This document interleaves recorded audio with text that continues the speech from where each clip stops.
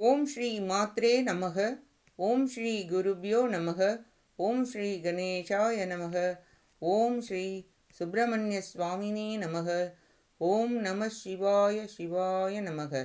திகடச் சக்கர செம்முகம் மைந்துளான் சகடச் சக்கர தாமரை நாயகன் அகடச் சக்கர இன்மணியா உரை கடச் சக்கரன் மெய்பதம் போற்றுவாம் அருவமும் உருவும் ஆகி அனாதியாய் பலவாய் ஒன்றாய் பிரம்மமாய் நின்ற ஜோதி பிழம்பு அதுவோர் மீனியாக கருணை கோர் முகங்கள் ஆறும் கரங்கள் 12 கொண்டே ஒரு திருமுருகன் வந்தாங்கு உதித்தனன் உலகம் உய்ய.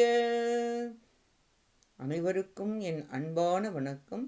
கச்சியப்பர் அருளிய கந்தபுராணத்தில் இன்று வஜ்ரபாகு வதைப்படலம். இப்படலம் வஜ்ரபாகு சூரபன்மனின் 4 புதல்வர்களுள் இளையவன். 10 தலைகளும் 20 தோள்களும் உடையவன். அவனையும் அவனுடன் வந்த படைகளையும் வீரபாகு தேவர் அழித்தமையை கூறுகிறது.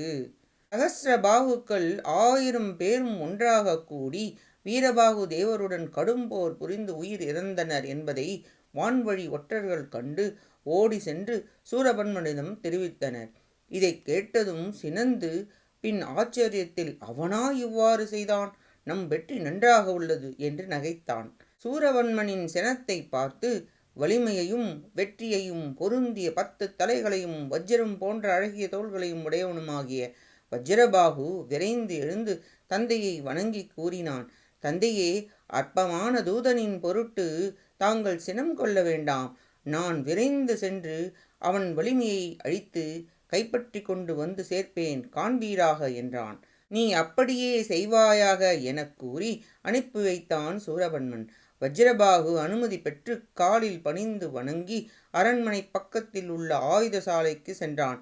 மார்பில் கவச்சம் அணிந்து பட்டம் அணிகலன்கள் விரல்களில் விரலுறைகளையும் அணிந்து அம்புகள் வில் ஆயுதங்களை எடுத்து கொண்டு மாலை அணிந்து வெள்ளக்கணக்கில் படைவீரர்கள் வரவழைத்து நிழல் போல அவர்கள் தொடர்ந்து வர, முருகனின் தூதனாக வந்தவனை வென்று கயிற்றில் கட்டி குறுகிய காலத்தில் தந்தையின் முன் வந்து சேர்ப்பேன் என கூறி அவர்களும் நல்லது என்று கூறி குழுமினர். 10,000 குதிரைகள் பூட்டப்பட்ட தேரில் வஜ்ரபாகு ஏறினான். பணியாளர்கள் யானைகளில் ஏறினர். அமைச்சர்கள் சூழ படைவீரர்கள் சூழ அனைத்து ஆயுதங்களுடன் வலிமையுடன் சிங்கம் போன்று யமன் போன்று கொல்லும் தொழிலை செய்பவர்கள் அனைவரும் 500 வெள்ளப்படைகளும் சென்றனர். அளவற்ற வாத்திய கருவிகள் ஒலித்தன.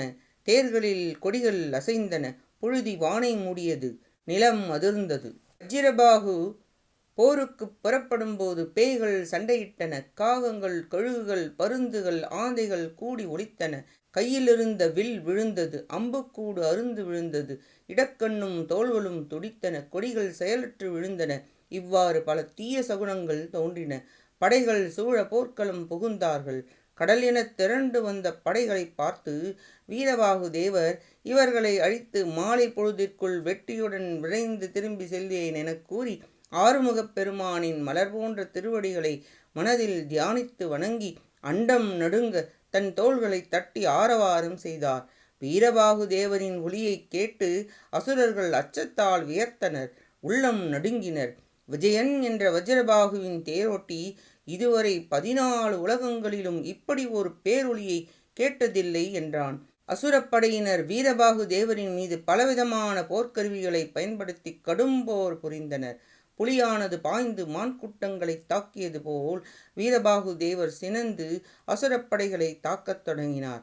மலைகளை வீசி எறிந்தும் தன் கைகளால் பிசைந்தும் கால்களை உதைத்தும் சிங்கம் போல் பாய்ந்து தாவி வேகமாக அனைத்தையும் அழித்தார்.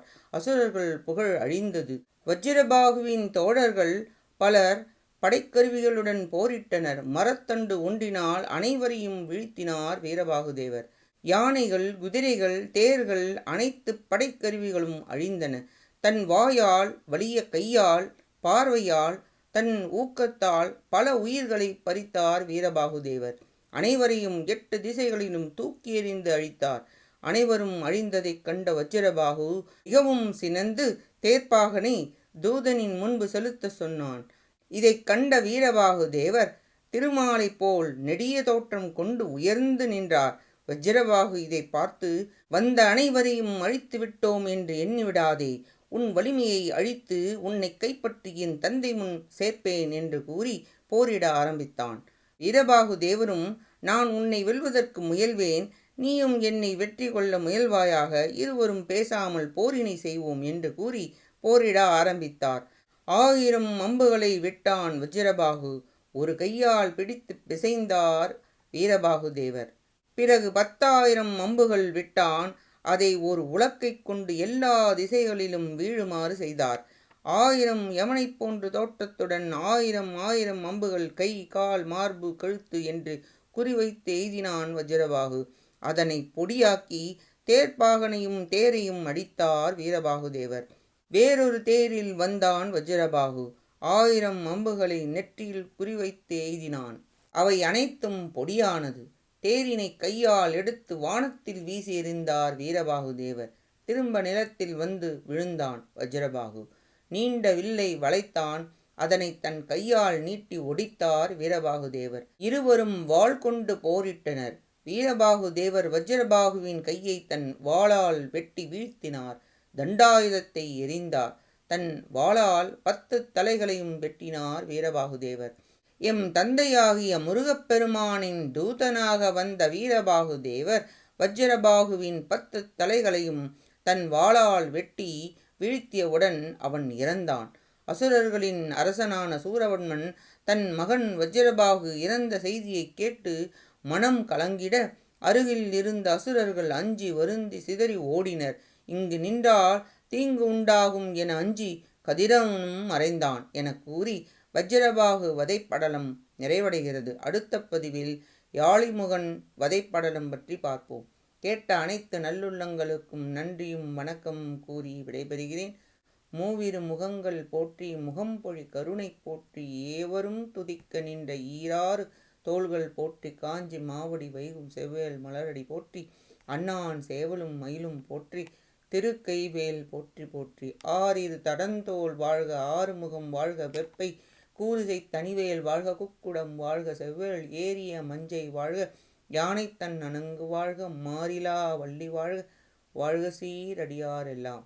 வான்முகில் வழாது பெய்க மலிவலம் சுரக்க மன்னன் கோன்முறை அரசு செய்க குறைவிலாது உயிர்கள் வாழ்க அரை அரங்கள் ஓங்க நற்றவும் வேள்வி மல்க மேன்மை கொள் செய்வ நீதி விளங்குக உலகம் எல்லாம். வெற்றிவேல் முருகனுக்கு அரோஹரா. காஞ்சி குமரகோட்ட முருகனுக்கு அரோஹரா. நன்றி வணக்கம். வேலும் மயிலும் துணை. ஓம் சரவணபவ முருகா சரணம். திருச்சிற்றம்பலம்.